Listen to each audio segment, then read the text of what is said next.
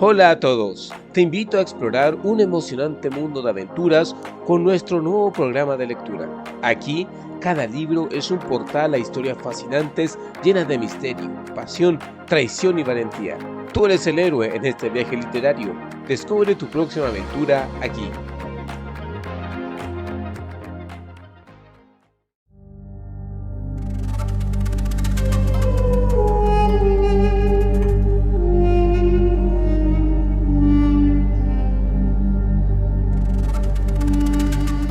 Capítulo 2.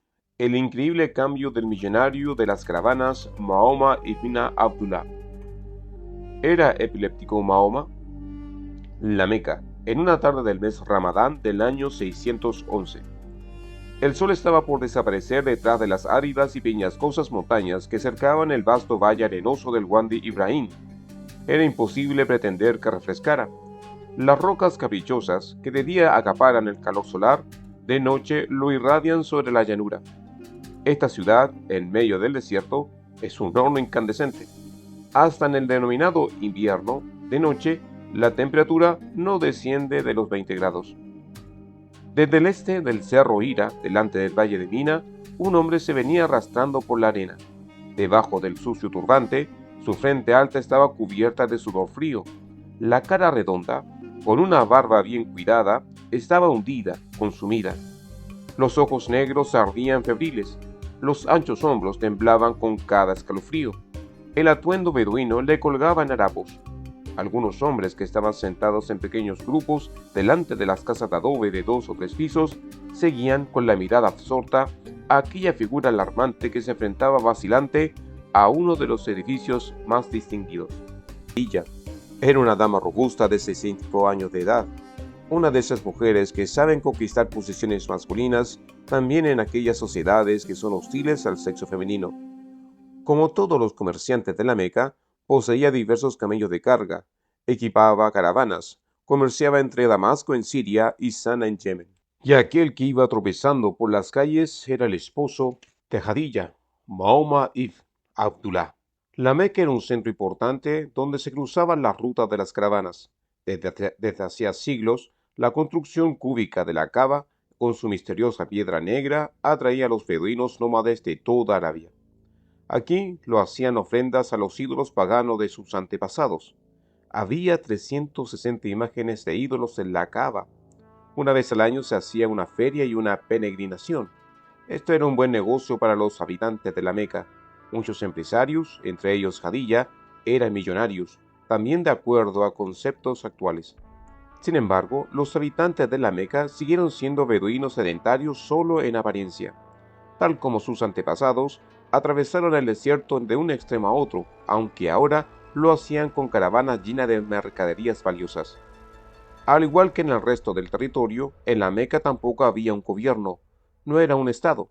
Cada familia, cada grupo, cada tribu era autónoma. El derecho y la ley estaban en manos del jefe de la familia, del jeque del grupo, del soberano de la tribu. Sin embargo, la autoridad no era necesariamente hereditaria. El jeque siempre tenía que imponerse nuevamente mediante la persuasión y la violencia. El grupo amparaba a cada uno de sus miembros, a los viejos, a los sucesores, a los locos, a los asesinos. Aquel que cometía un crimen dentro del grupo era juzgado por él mismo. Que mataba a un miembro de otro grupo era protegido por el suyo con su propia vida, hombre a hombre. La ley del desierto era vengarse por el asesinato cometido, y esto también regía en la Meca, donde los beduinos vivían en casas. En el mejor de los casos, la venganza homicida podía ser reemplazada por una paga, siendo la tarifa habitual 100 camellos por cada vida humana. Todo tenía su rudo orden. En la Meca tenía la palabra los jefes más ricos de un grupo de la tribu Corá. Cuando un problema afectaba a toda la ciudad, los jeques se reunían en el Dar en Nadwa, la municipalidad de la Kaaba. Era una reunión de iguales, solo a veces uno era superior a otro. Esto dependía de su personalidad, de su riqueza, de su poder o también de su talento oratorio. La estructura social de la Meca consistía entonces de 3 círculos concéntricos. Estaban los chiitas de Gorá, interiores, los aristócratas entre los comerciantes de caravanas, gobernaban en la Meca, tal como más tarde lo haría el Dux en las repúblicas italianas. Tenían sus casas, que parecían fortalezas familiares, alrededor de la plaza de la Kaaba. Luego estaban los chiitas de Corá, exteriores, los pequeños comerciantes, los nuevos ricos, los florecientes.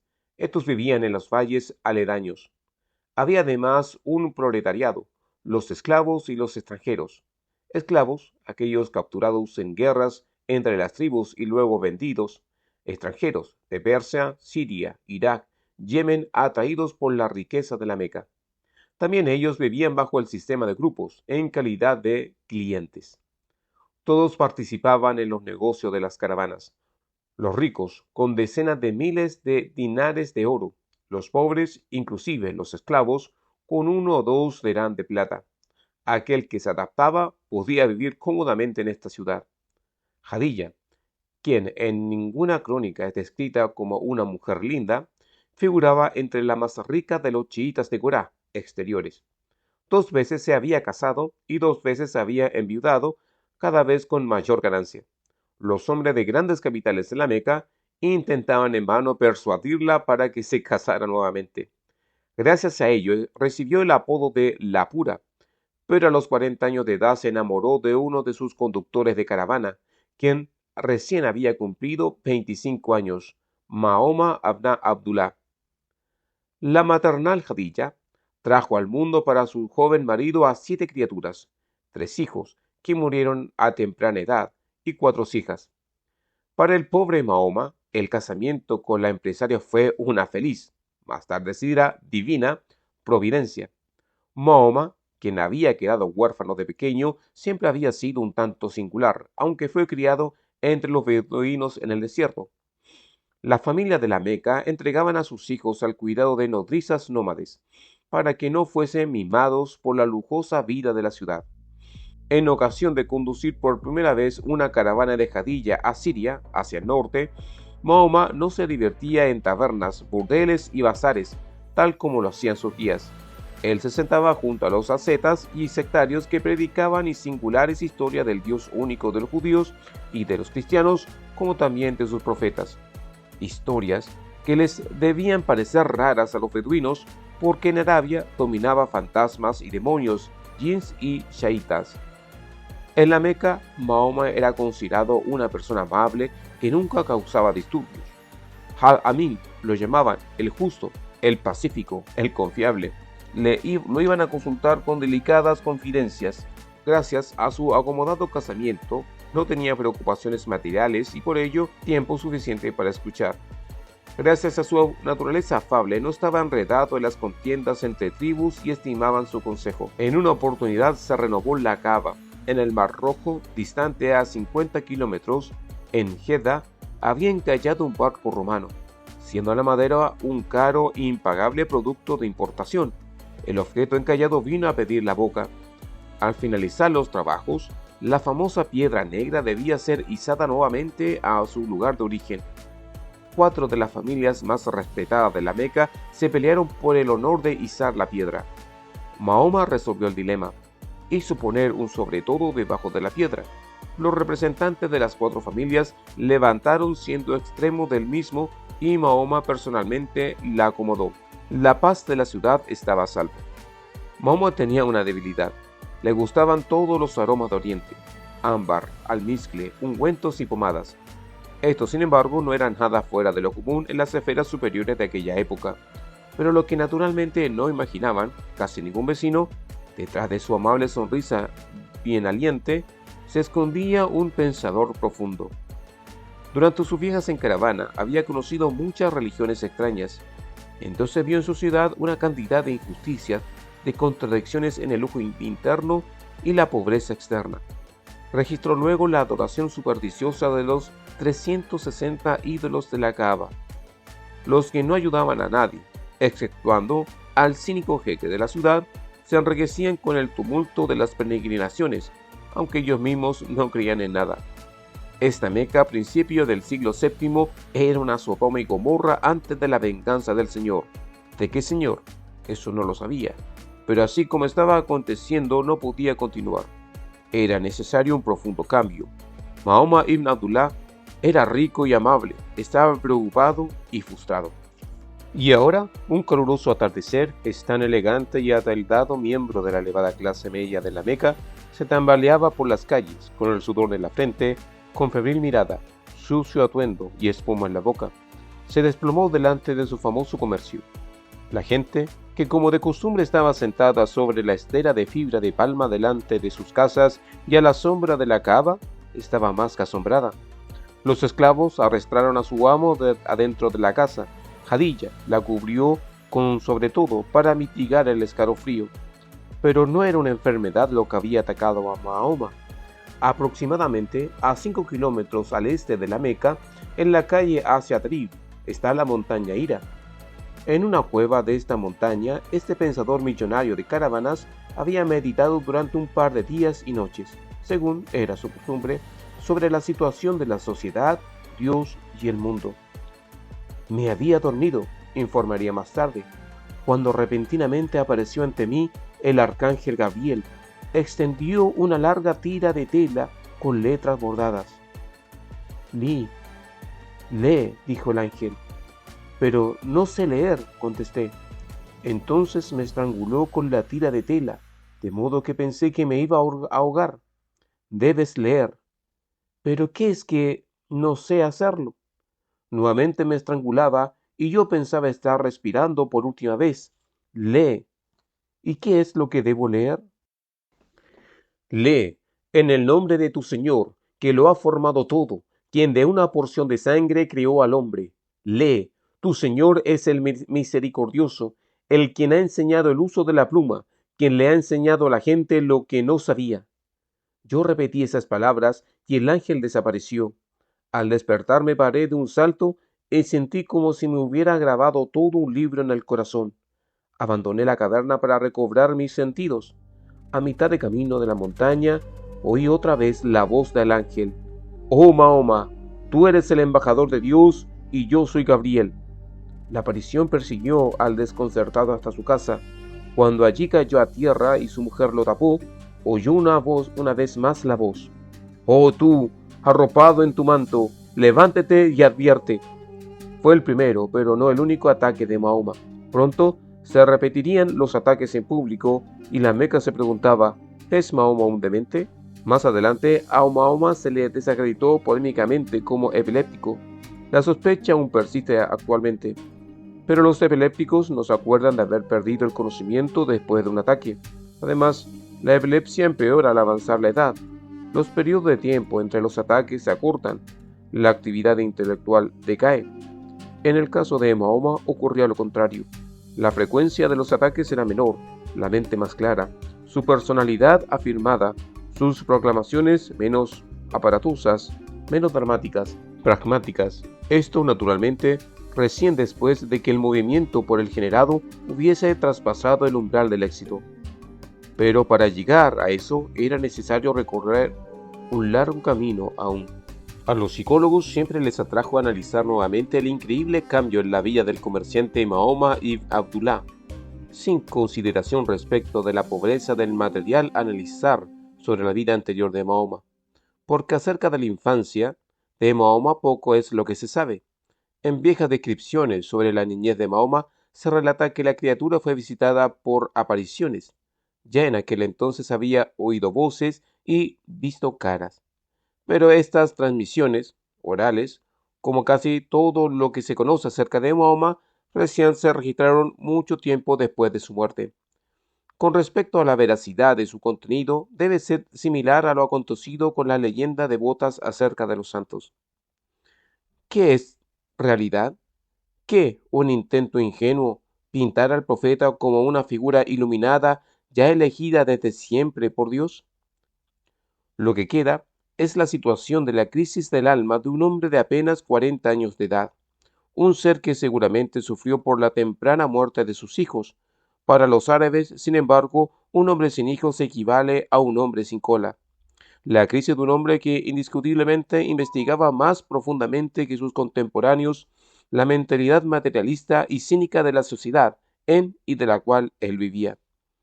Lo que queda también es la tendencia visionaria y meditativa de personas con predisposición para hacer delante de sí listos para copiar, repentinamente, con él en el sueño, como en trance, la solución de un problema por el cual se han preocupado durante mucho tiempo. Ejemplo de ello se encuentra en místicos, científicos, artistas y hasta autores judíos y cristianos.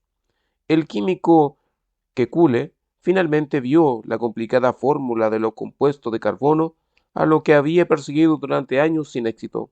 Semidormido, el mundo le debe esta revelación, la gasolina, y siempre se irá de aquellos, sorprendidos, que después de una aparición se despiertan más o menos bañados en sudor o fuera de sí.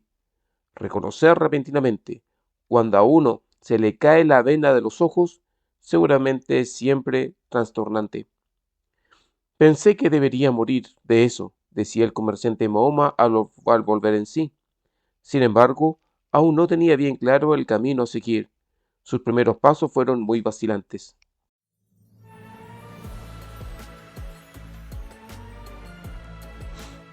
¿Cómo se vende una religión? Los primeros discípulos que Mahoma reunió en torno de él causaron poca sensación en la Meca.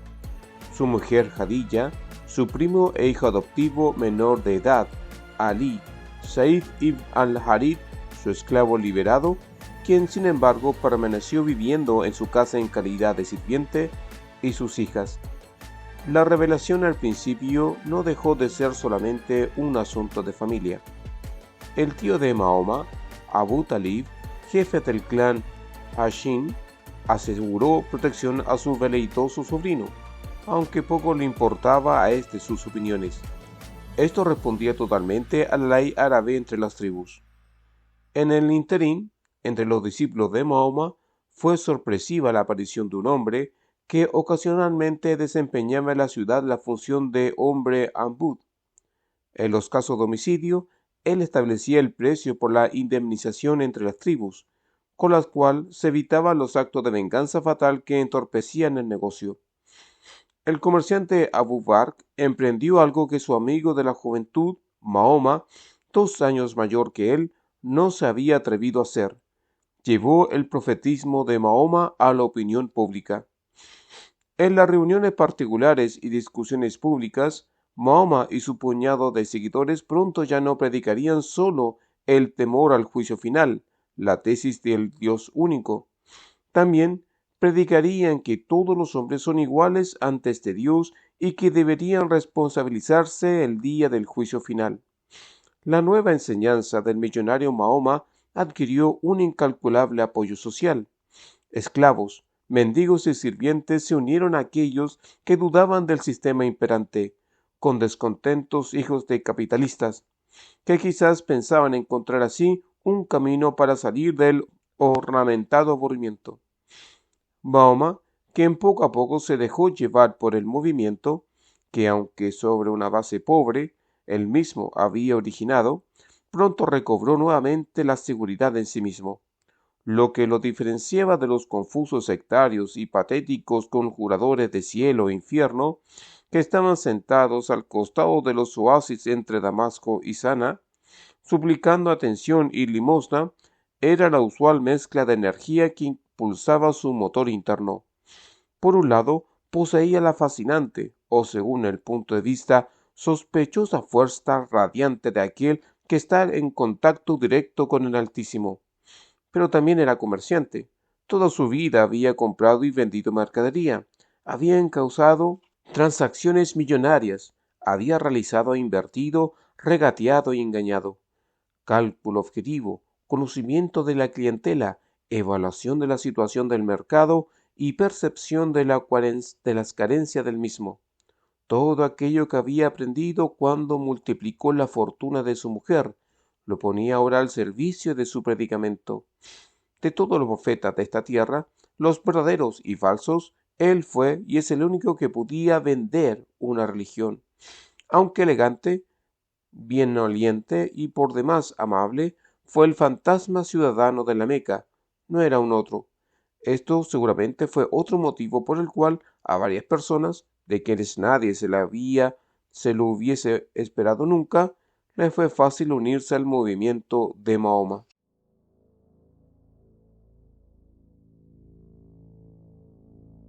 Los hombres de la primera hora.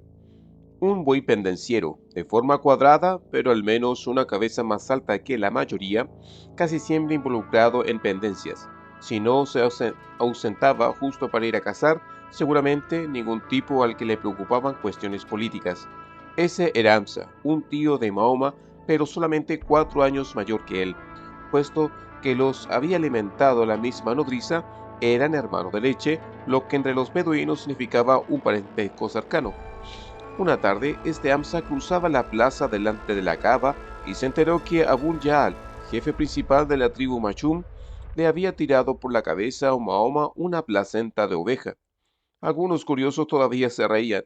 A Hamza, quien recién había regresado de cazar, esto le parecía menos gracioso. Tomó al jeque, le asestó unos golpes con la flecha y gritó: «Atrévete nuevamente a tocar a mi sobrino, y para que todos lo sepan, desde hoy su fe también es la mía». Omar ibn al-Jabad, de poco más de 30 años de edad, también era uno de esos de quien nunca nadie hubiese pensado que profesaría una religión. Hoy se diría un playboy con leves inclinaciones criminales. Era colérico y presumido. Como se puso de moda estar a la casa de Mahoma y sus seguidores, decidió llevar a cabo un hecho espectacular. Puso a mano a su espada y proclamó a viva voz que asesinaría al tal Mahoma. Al cruzar la ciudad, la gente le iba diciendo: «Mejor cuida que tu propia casa no caiga en manos del Islam». En efecto, Omar atrapó a su hermana leyendo los versículos del Corán. Le pegó. La chica lloraba. Dijo lamentarlo. Ella respondió que primero debía leer lo que juzgaba sin conocer. Omar leyó y quedó impresionado. Espontáneamente, tal como era su estilo, se anunció en la casa del profeta con la espada en la mano. Pero también los acaudalados comerciantes pronto se volverían hacia la enseñanza de Mahoma. Estaba el comerciante de caravanas Tal ibn Abaid Alá, un pequeño hombre con gran coraje, quien gustaba vestir atuendos amarillos y anillos de oro, y una vez salvaría la vida del profeta, lo que le costó 2 dedos. Estaba Saad ibn Abi Waqas, de 17 años, hijo de padres ricos, que por su aguda vista era considerado el arquero de la Meca. También era el rico banquero de 35 años, Osman ibn Affan, quien financiaba caravanas y comerciaba con esclavos, un lindo hombre con oscura barba, lo que se teñía de color rojo con henna, con mucho oro en su dentadura y costosos atuendos de terciopelos. Estaba tercamente enamorado de la hija más linda de Mahoma, Ruqayya, y ofrecía su fortuna a favor de la enseñanza. Por otro lado, de la clase más baja de la ciudad se reclutaban muchachos como Zubair, de 16 años, de mediana estatura, flaco, barba rala, quien, cuando la gente se reía de Mahoma, siempre corría por la ciudad con el sable desenvainado. Típicos seguidores de Mahoma, de la clase de los subprivilegiados, por ejemplo, el esclavo Jabab, un hijo de una circuncidora. Después de una de las eternas guerras entre tribus contra beduinos externos, había sido vendido como preso a una rica empresaria.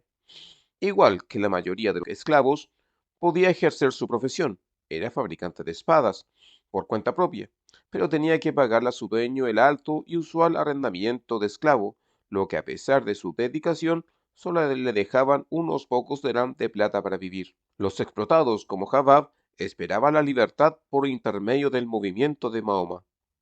Solo 4 años después de la primera proclamación, la tropa de Mahoma ya mostraba una estructura con bastante poder operacional. Como jefe ideológico, le permanecía fiel a su lado la señora Jadilla, quien se hacía cargo de la financiación. Otros medios los ponía a disposición comerciantes como Osman, Tala y Rahman. Abu Bakr se hizo imprescindible como consejero. También se hizo cargo de delicadas misiones diplomáticas en la ciudad, con los simpatizantes internos y con jeques beduinos en el exterior. El profeta, entretanto, también tenía un fuerte grupo de guardaespaldas. Ali, el hijo adoptivo, se convirtió en un joven fanático. Said, el esclavo, estaba dispuesto a dejarse cortar en pedazos por el profeta. El robusto Saad ibn Abi Waqqas tenía su arco siempre listo para disparar y Hamza, el hermano de leche del profeta, casi un toro, ya le había enseñado a un jeque de la ciudad a temerle. Todos estos hombres debían hacer historia, historia mundial. Abu Bakr, Omar, Osman y Ali, los primeros califas después de Mahoma. Said condujo las primeras tropas de sarracenos contra Bizancio y Saad la invasión a Persia. Los jefes de las grandes tribus reaccionaron de diferentes formas frente al movimiento de Mahoma, en parte con ásperas indulgencias, en parte con trabas, finalmente con guerra abierta. Temían que un fanático socio-religioso les perturbara la tranquilidad social y los negocios. Al frente estaba el rico Walid ibn Rabi, de la tribu Machún, y el anciano Otán ibn Rabi, de los Banu Umayya. Como la Meca no tenía gobierno, ambos se preocuparon, en calidades superiores de la confederación de la tribu de todos los Quraishitas, por el equilibrio de poder entre los clanes. Estaba el yerno de Otbás y posterior sucesor de Abu Sufyan, líder de grandes caravanas y encargado de custodiar la ciudad. Estaba el pelirrojo asusador Abu Laal, jeque de una tribu machú más pequeña, y el echavenenos Abu Jaal, tío de Mahoma, quienes gustosamente se descargaban sobre los más desamparados seguidores del profeta. Y también estaban los audaces, condes de la ciudad, Jaled y Arur, soldados apasionados, quienes se oponían a la nueva religión hasta tanto se reconociera que el Islam les abría horizontes más lejanos. Pero el Islam aún era una secta pequeña, molesta y de la cual muchos se reían. La joven comunidad musulmana todavía tenía espacio en la casa de un joven llamado Arqam, quien aunque apenas tenía 25 años de edad, era lo suficientemente rico e independiente para enfrentarse a su tribu. Los seguidores de Mahoma llevaban a cabo allí sus rituales religiosos, sus lecturas del Corán. Allí encontraban refugio los perseguidos. Su propia casa, la casa de Jadilla, se la tomó demasiado insegura al profeta. Entre estos dos frentes, dos hombres mayores bien intencionados, con una política equilibrada, hoy en día se diría liberal, procuraban mantener la paz resquebrajada en la ciudad más rica de Arabia. Abu Yalid, el tío de Mahoma y jefe de la tribu Hashim, propietario empobrecido, sucesor del puesto de custodio de la Kaaba, y Abbas, también uno de los muchos tíos del profeta, pero rico, por administrar el suministro de agua de la ciudad e invertir sus ganancias en préstamos. Abbas procuró ayudar una y otra vez a su sobrino, informándole secretamente acerca de los planes de su enemigo. Una vez hubo de encontrar a Mahoma rezando. El profeta se arrodilló en el suelo y rozó la arena con la frente. Aunque no sé qué Dios es ese, que pretende de sus adoradores que tenga su trasero más alto que la cabeza, pero te respeto como mi sobrino, dijo. Una vez más, la fracción de los moderados llegó hasta el profeta ofreciéndole sus servicios. El canoso Utbah ibn Rabi se lo entregó personalmente. Si deseas ser rey de la Meca, te seremos fieles. Si te interesa el dinero, te haremos ricos. Si estás enfermo, te traeremos los mejores médicos de la Meca. En vano. Para su espíritu mercantil, con ello habían ofrecido el máximo poder y dinero. Al mismo tiempo hicieron saber que no querían o no podían comprender la enseñanza de Mahoma. La ciudad se dividió. El renegado Mahoma y sus adeptos eran inabordables con burlas y agravios. Al principio todavía se habían peleado a la sombra de la Kaaba por sus dioses. Mahoma había profetizado el fin del mundo y los otros habían preguntado frívolamente por la fecha y por los milagros de un profeta respetable. Pero ahora se habían terminado las bromas, había comenzado la escalada. Arrojaron piedras y barro contra Mahoma, le tiraron de los cabellos y de la barba. Los miembros de las familias que profesaban el islamismo fueron maniatados y encerrados. También Osman ibn Affan, cuando se comprometió con Ruqaía, la hija de Mahoma, al-Jabab, al que hacía espadas, la arrojaron al suelo. Varios decenios después, la espada de Jabab era aún una herida abierta. Leprosa, Talra y Abu Bakr fueron asaltados, Abu Bakr maltratado. Durante semanas padecía de dolor de cabeza. Fracasó un asalto al robusto Saad ibn Abi Waqqas. Saad dispersó a sus adversarios arrojándoles huesos de camello. El clan de los Mashusumitas arrastró a 3 miembros rebeldes hasta el desierto y los torturó a muerte. Uno fue atado a 2 camellos y descuartizado. A una joven mujer, Abul Dal le clavó una lanza en el abdomen, por entre las piernas. En la Meca reinaba el terror. Por ello Mahoma envió una parte de su secta, entre ellos a Osman, con su joven mujer Ruqayyah, a la Abisinia cristiana. El Nagus veía en la fe de los emigrantes una especie de cristianismo y les daba asilo. La Meca envió una delegación que presentó un pedido de extradición. Uno de los enviados era el joven espadachín Amr ibn al-As, quien tomó muy en serio su pedido. Por otro, un famoso mujeriego no tenía más urgente que hacer que seducir a la mujer del Negus y hacerse frotar por ella con el perfume favorito del rey, con lo cual, naturalmente, el amorío se hizo público. El Negus rechazó el enviado. Ahora, la ardiente guerra civil de la Meca tenía además una dimensión de política exterior. Las relaciones de la Meca con Abisinia eran tirantes desde hacía varios decenios.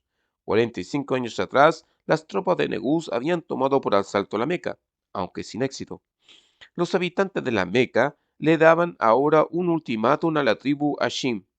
O bien los hashimitas expulsaban a Mahoma de su clan, o se boicoteaba a toda la tribu. Lo que sucedió después no es fácilmente comprensible para nosotros. El jefe de la tribu, Abu Talib, bien sabe Dios que no era adepto de su sobrino, se presentó ante Mahoma y todos los hashimitas, en su mayoría no musulmanes, y siguieron sin contradicciones a su jeque a la fortaleza semi arruinada en el valle aledaño de Shab, en las afueras de la Meca. Allí habían vivido una vez los Banu Hashim, antes de comprarse viviendas urbanas más elegantes alrededor de la Kaaba. La ley en defensa de la tribu, el seguro total contra todas las pericias de la vida en la Meca semiurbana todavía funcionaba como en las épocas antiguas de los beduinos. Solamente uno se distanciaba, Abu Lahab, tío de Mahoma. Durante 2 años a la tribu Hachín le negaba toda posibilidad de compra. A veces se lograba contrabandear alimentos de la ciudad. Esto mitigaba la necesidad extrema, pero casi no había palabra de reproche contra Mahoma. La tribu se mantenía unida. Todavía, temperamentos moderados finalmente gestionaron una supresión de boicot, sin cumplidos. Pero Mahoma sufría 2 pérdidas amargas. Murieron Jadilla y su tío Abu Tabil. De pronto Mahoma perdió su apoyo financiero. El clan de Jadilla cobró la herencia y la protección de la tribu. Abu Lahab fue el nuevo jefe de la tribu. Se frustró un intento de encontrar una nueva base en Taif, la ciudad más cercana, unos 50 kilómetros. Los campesinos, fruteros y verduleros de la fértil meseta apedreaban al profeta. Mahoma estaba proscripto.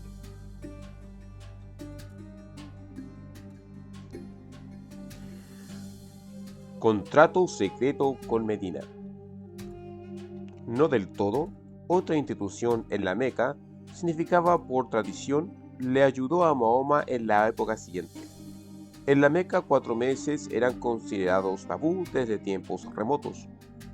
Durante los mismos no se podía pelear ni derramar sangre. En estos 4 meses, los sarracenos de la península árabe peregrinaban para visitar los 360 ídolos de la Kaaba. La época de la peregrinación también era época de feria, pudiendo incluso las tribus enemistadas rezar sin peligro, inmolar, sacrificar y regatear, todo a beneficio de los habitantes de la Meca, quienes tenían en manos seguras todos los negocios del ramo comercial y prestaciones de servicio. Esad Bey describe: se organizaban batallas de caballeros, adivinos, profetas, magos y médicos paseaban en el patio de la Kaaba. Se compraban y vendían esclavos, mujeres y camellos, se unían y rompían los lazos de amor. Se jugaba a los dados, se cantaba. Se encendían grandes hogueras y se festejaban banquetes a su alrededor durante varias noches. Muchos persas y griegas atravesaban las calles sacerdotisas del amor que se sentían atraídas por el llamado de la Meca. En los banquetes de las fastuosas casas de los comerciantes regalaban su civilizado afecto persa bizantino a la ardiente pasión de los hijos del desierto sedientos de amor. La Meca deliraba en la confusión de la feria anual. Mahoma se encontraba en un puñado de extranjeros lejos del barullo. Habían venido de Yatrib en pos de su vocación y su enseñanza. Ellos le escuchaban a medias y pensaban en otras cosas. Luego cantaban acerca de su ciudad, de las 5 tribus que vivían allí, 3 árabes y 2 judías. Mahoma escuchaba atentamente y se adelantaba con sus pensamientos. Entonces ambas partes dijeron tener la misma meta y pactaron. ¿Qué es lo que realmente quería cada uno del otro? Medina era una población abierta que se desbarataba bien dispersa por regiones habitadas de las diferentes tribus. Medina era fértil. Aquí se cultivaban uvas y palmeras datileras. Aún hoy son famosas en toda Arabia las 100 especies de dátiles de Medina. Las 5 tribus de Medina estaban en continua hostilidad, pero no judíos contra árabes. En Medina, una tribu árabe y una judía hacían frente común contra una alianza formada por una tribu árabe y 2 judías. En el fondo eran objeto de círculo de venganza sangrienta. Lo que le faltaba era un hombre fuerte, a través del cual se podían unir todos. Eso, exactamente, es lo que veían ahora en el profeta proscripto. Los peregrinos que oían atentamente las prédicas religiosas de Mahoma se imaginaban un futuro brillante para su ciudad. Aquel que tiene un profeta recibe peregrinos. Los peregrinos traen dinero. Y si muere el profeta, se le erige un lindo sepulcro. La afluencia de peregrinos no se interrumpe nunca. Lamentamos el sufrimiento que debes soportar en la Meca, decían los habitantes de Medina. Aquí encuentras un refugio para ti y tu doctrina. Mahoma se interesó más en la situación de Medina, en la calle de las caravanas desde Siria hasta la Meca. Aquel que dominaba Medina podría ocluir la venta vital de la Meca.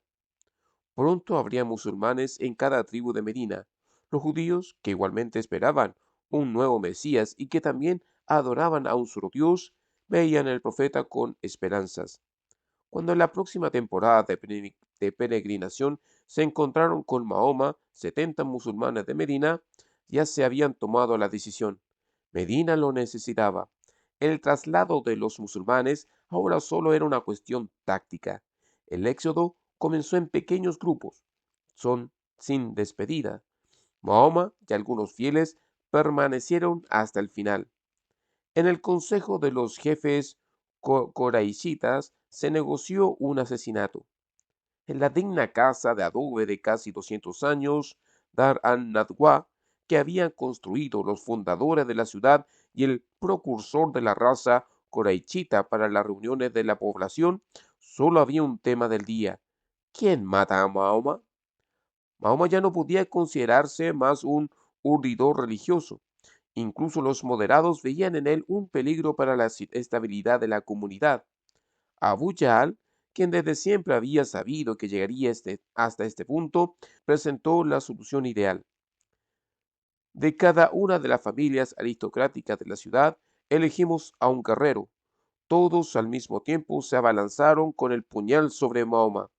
Nadie determinará después cuál mano le provocaría el golpe mortal.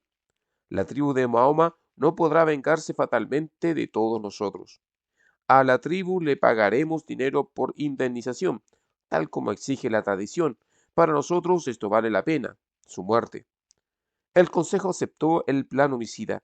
Durante la noche, los conspiradores se apostaron delante de la casa de Mahoma y sobre los techos de los edificios vecinos. Así esperaron el amanecer. Abu Jahl estaba presente. Él quería asegurarse de que alguien ocuparía su rol en la escenificación de la ejecución. El primer resplandor de esmeraldas del nuevo día siguió en la cima de Abu Kabay, el cielo nocturno azul aterciopelado. Pronto, la luz azul rojiza matutina iluminaria sobre la cava.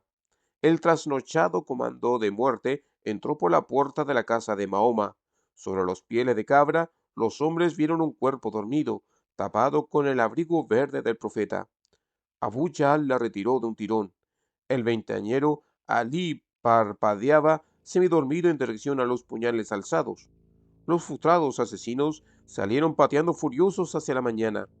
Mahoma ya había traspasado mucho ante la cima de las montañas que rodearon al valle de la Meca. Hace días que Abu Bakr tenía preparados 2 ligeros camellos en el patio de su fortaleza. Mientras que el consejo decidía la ejecución, Mahoma había huido con Abu Bakr por la ventana trasera de su casa. 6 días después, bajo el sol calcinante del mediodía, los fugitivos llegaron a Kabú, un suburbio de Medina. Era a fines de septiembre del año 622.